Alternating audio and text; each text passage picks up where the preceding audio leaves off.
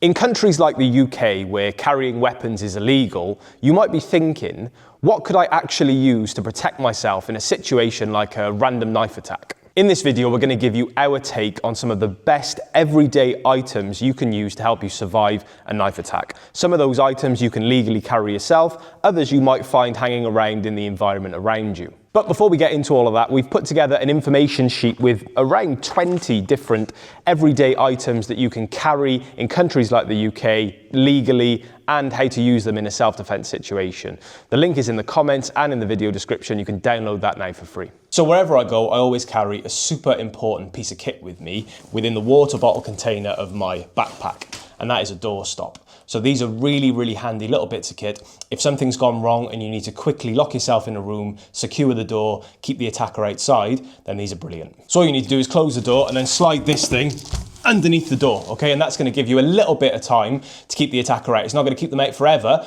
but it's going to give you a bit of time to then barricade the door or escape out the window. Next one, and I'll credit this one to Master James Stewart and to some of the geniuses in our YouTube comments of our last video, and that is take a nylon chopping board and stick it inside the laptop sleeve of your backpack. What that's going to do is it's going to give you a makeshift stab shield, just like that. So this is lightweight, it doesn't take up any extra room in your backpack, it's easy to carry. Why would you not carry one?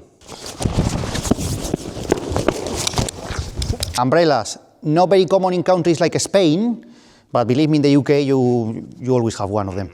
You can use this with both hands, like a spear, okay? Like a spear, like a spear.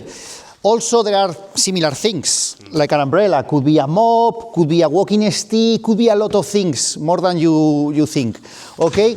So basically, we hold it with both hands, okay? And if the attacker comes, just like a spear, like a spear, like a spear, like a spear, okay? With both hands, not with one, like fencing, no, with both hands and trying to. Like a spear, or a very dirty mop. This is vile to keep anyone at bay. Hey, back off, police, back off! Another good option, if it's dark, is use a flashlight.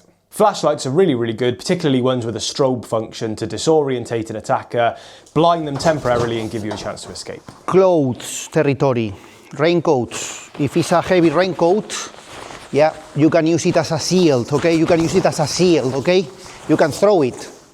If it's a jumper, maybe it's more lightweight, but still, the zip is a very damaging weapon, and you can swing it, you can swing it, you can swing it, you can swing it. Hey, leave me alone! Yeah, what are you doing? What the fuck are you doing? What are you doing, motherfucker? What are you doing? Quick important point to mention, we're not saying that swinging a jacket around is going to defeat a knife attacker, and the same goes with pretty much any of the other things that we're talking about.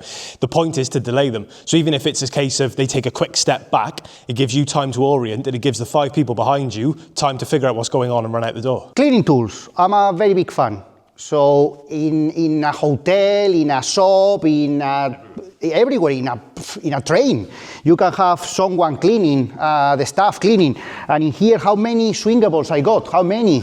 So big poles, buckets, hopefully with dirty water. I can throw the bucket. I can swing this. I can throw this. This is it. You know what I mean? So in cleaning stuff, you can have maybe a spray to clean the windows. You can have this you can throw in the face of the attacker. So you have millions of options with cleaning tools. I think in nearly every country, but especially in the Western world, you are gonna have compulsory everywhere around fire extinguishers. Okay? I love them. I love them because you can keep the distance, you can blind the opponent, you can intoxicate the opponent. I mean, even if it's water, it's better than nothing. If it's powder, foam, or especially CO2, they are brutal weapons, and you're going to find them everywhere. Look for them. This is my personal one I keep at home. I mean, you can even use it as a blunt weapon here. But to use it to operate it, all you do, pull the pin out, squeeze the trigger. Should we do it? No, not here, but outside, yes. All right, fuck it, let's go.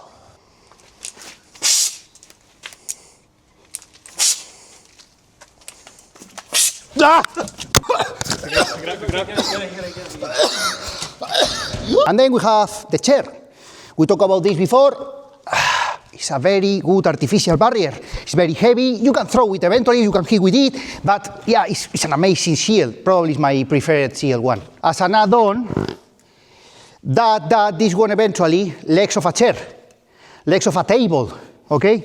This is a frame from my house with nails, okay? And it's a frame that I just took from the wall of my garden, okay?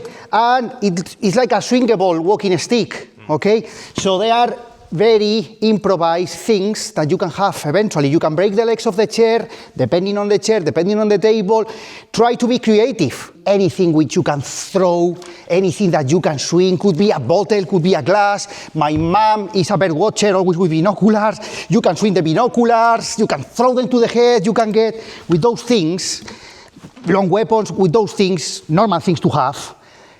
You can have those, you can get those extra 2 seconds, you can delay the attacker 2 seconds to save your life and others. So as a former wannabe football ultra hooligan, I became very creative on the things you can carry yourself or you can find around to fight other hooligans, other ultras, because when you are a football ultra, the police is on you, checking on you all the time, so you can barely carry anything. You develop, not in that case, but in the rest of the cases, a healthy habit that I recommend you to do every day, every moment of your life, which is checking the environment. Yeah.